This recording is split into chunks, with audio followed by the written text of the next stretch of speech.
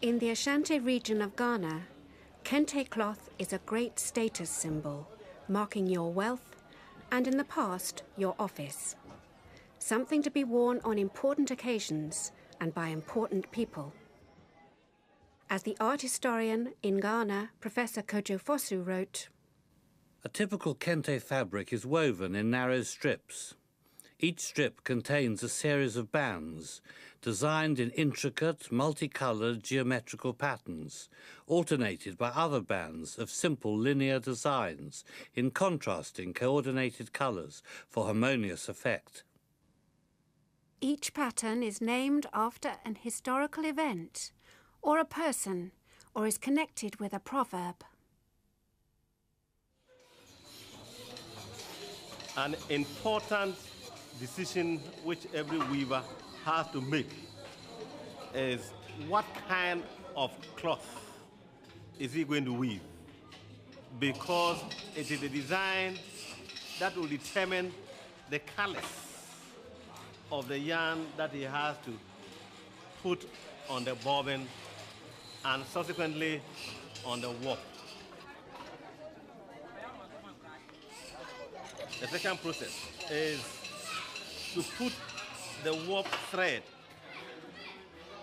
into the heddles and the bitter. And this you do according to the design pattern that you already have in mind.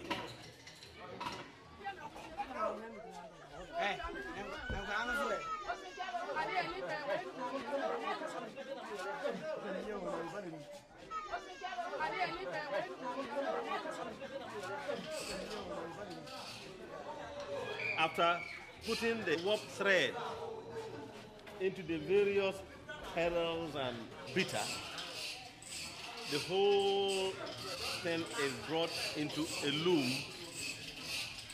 for the weaver to start weaving.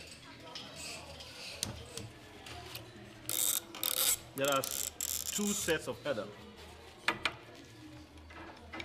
The first set is used in making patterns, and the second set is used in doing regular weaving where no patterns are required.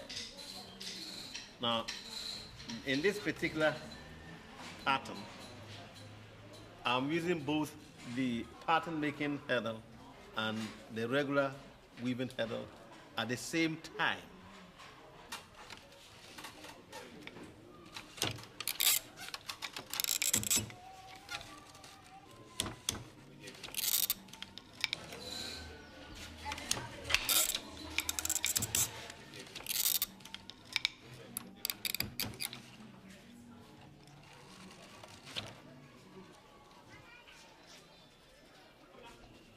If you have time to watch a weaver do this piece here, it may take about half an hour or more just to do this piece. I do not know of any weaver who can produce more than this strip in a day of 8 hours of hard work. It's not possible. And I can assure you that in any given village, not more than 10% of the weavers are prepared to weave this, because it takes such a long time to do.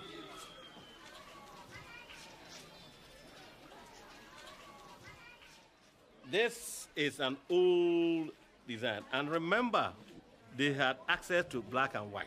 The original early Kente designs were black and white. The cotton used at that time was grown and spun here. And the black, the indigo, and so on, these colors were also colors that were locally available, dyed colors available here. The weaver had no contact with the rest of the world, so he had no access to the variety of colors that we have today. We are told that it was when the Gold Coast, then Gold Coast weaver, got in touch with the Europeans and saw silk material that they started to unravel the European and started using what they call silk. I'm not very certain whether it was pure silk or not. But as far as I'm concerned, and I've been weaving for the past 40 years or more, I have never in my lifetime seen silk being used in any of the weaving villages. What was available some 30, 40 years ago was a kind of spun rayon, which was so beautiful. You could rub it on your fingers and have a certain feeling of silk.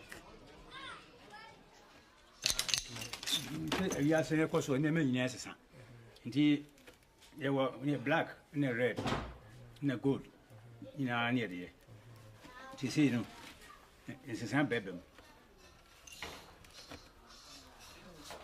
These other colors that you see today are new colors that did not exist.